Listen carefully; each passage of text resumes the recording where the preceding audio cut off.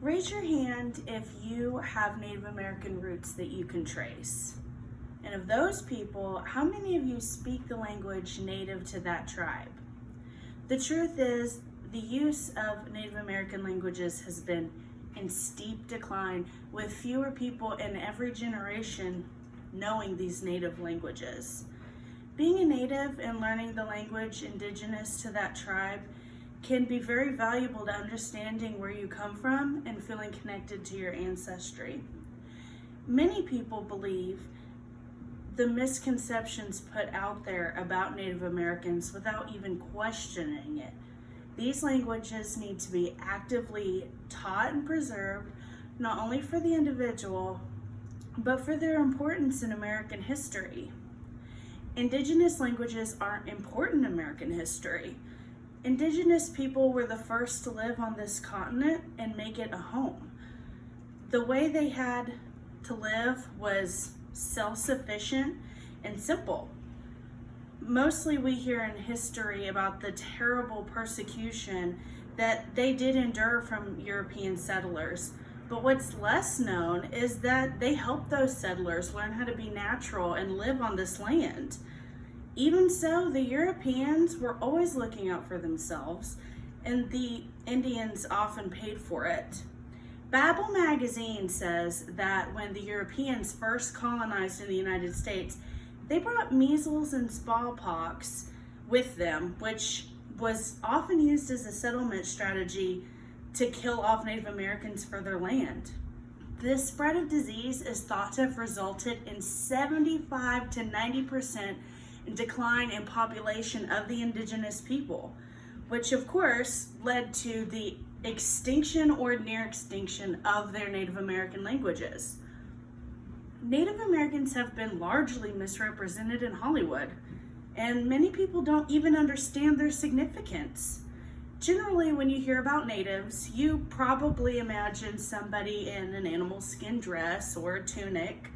You probably imagine that they have a headband with feathers coming out of the back. Maybe you picture Pocahontas as made popular by Disney. You picture teepees and people riding horses, but beyond that, you probably don't really know anything. Someone who has come from a strong Native American bloodline may have a clearer understanding of what their ancestors were like through the art of storytelling, which is very valuable in Native American culture. We understand who we are and where we come from because of the stories that were passed on from our elders. This is not to say that Native people don't appreciate the research and writing that non-Native Americans use. Rather, their approach to history is different. Making different stories and different styles shows different understandings of those histories and the past.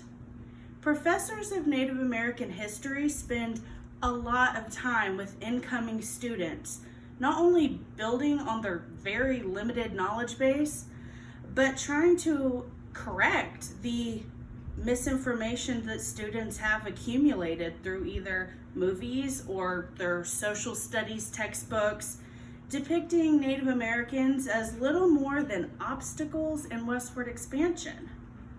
Learning a Native American language as a native can help you appreciate and understand where you come from.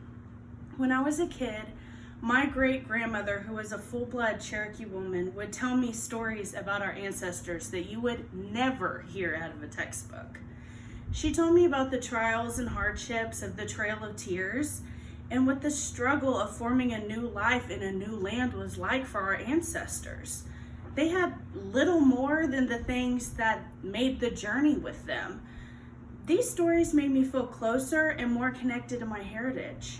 I took a language class to learn Cherokee my first year in college, and I did that for my Meemaw. Even though I knew that she was gone, she would still appreciate that I did that for her because she had wished that she was able to learn the language. An article from UK Essays says that language serves as a tool to brace one's identity and operates as a means of uniting a cultural community and a community that shares a cultural identity. Preserving a language allows its users to maintain their cultural identity, which allows that culture to survive. There were once more than 300 indigenous languages spoken in the United States, and approximately only 175 remain today. They also estimate that without restoration efforts, there will be as few as 20 spoken by 2050. It is critical that natives teach non-natives the truth about their ancestors, things that you wouldn't hear from Hollywood. In doing so, young Native people can feel more connected and immersed in their heritage. Through the education of these languages and their histories, we can keep their value alive.